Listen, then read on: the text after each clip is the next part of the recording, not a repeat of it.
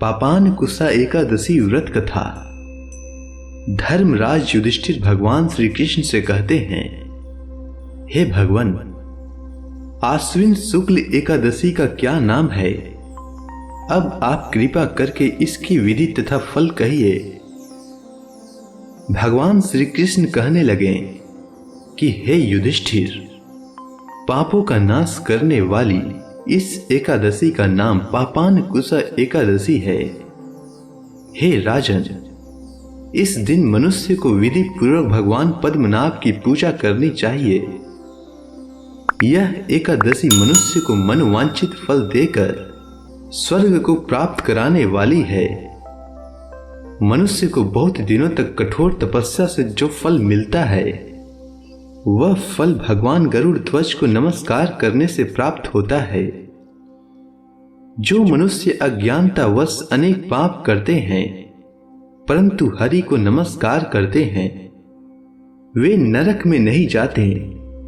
विष्णु के नाम के कीर्तन मात्र से संसार के सब तीर्थों के पुण्य का फल मिल जाता है।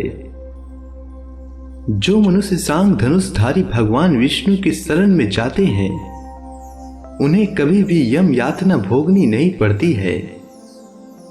जो मनुष्य वैष्णव होकर शिव की और शैव होकर विष्णु की निंदा करते हैं, वे अवश्य नरकवासी होते हैं। शास्त्रों में वाजपेय यज्ञ और अश्वमेध यज्ञों से जो फल प्राप्त होता है, वह एकादशी के व्रत के 16वें भाग के बराबर भी नहीं होता है। संसार में एकादशी के बराबर कोई पुण्य नहीं है। इसके बराबर पवित्र तीनों लोकों में कुछ भी नहीं है। इस एकादशी के बराबर कोई दूसरा व्रत नहीं है। जब तक मनुष्य पद्मनाभ की एकादशी का व्रत नहीं करते हैं, तब तक उनकी देह में पाप वास कर सकते हैं। हे राजेंद्र, यह एकादशी स्वर्ग, मोक्ष, आरोग्यता, सुंदर स्त्री तथा अन्न धन सब कुछ देने वाली है। एकादशी के व्रत के बराबर गंगा, गया, काशी, कुरुक्षेत्र और पुष्कर भी पुण्यवान नहीं है। हरिवासर तथा एकादशी का व्रत करने और जागरण करने से सहज ही मनुष्य विष्णु पद को प्राप्त होता है। हे युधिष्ठिर, इस व्रत के करने वाले 10 पीढ़ी मातृपक्ष, 10 पीढ़ी पितृपक्ष, 10 पीढ़ी स्त्री पक्ष तथा 10 पीढ़ी मित्र पक्ष का उद्धार कर देते हैं।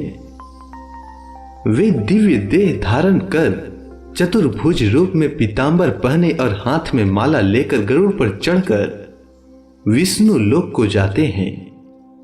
हे नृपोत्तम, बाल्यावस्था, युवावस्था और वृद्धावस्था में इस व्रत को करने से पापी मनुष्य भी दुर्गति को प्राप्त न होकर सद्गति को प्राप्त होते हैं।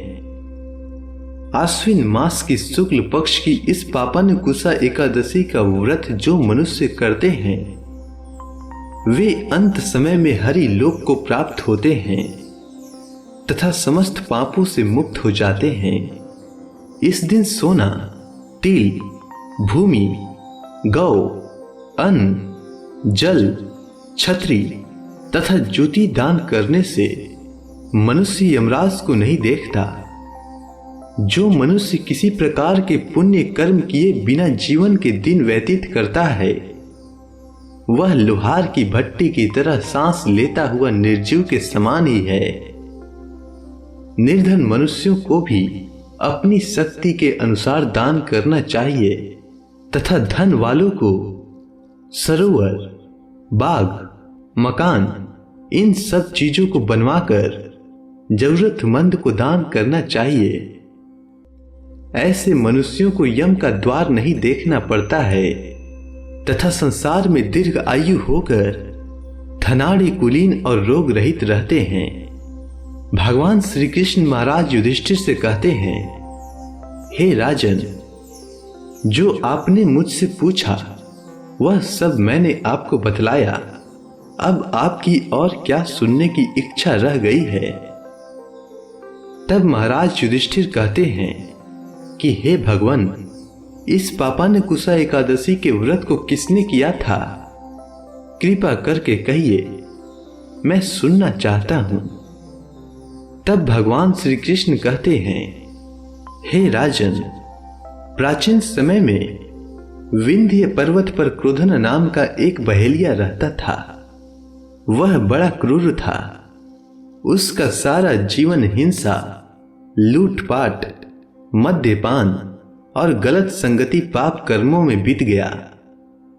जब उसका अंतिम समय आया तब यमराज के दूत बहेलिये को लेने आए और यमदूत ने बहेलिये से कहा कि कल तुम्हारे जीवन का अंतिम दिन है, हम तुम्हें कल लेने आएंगे।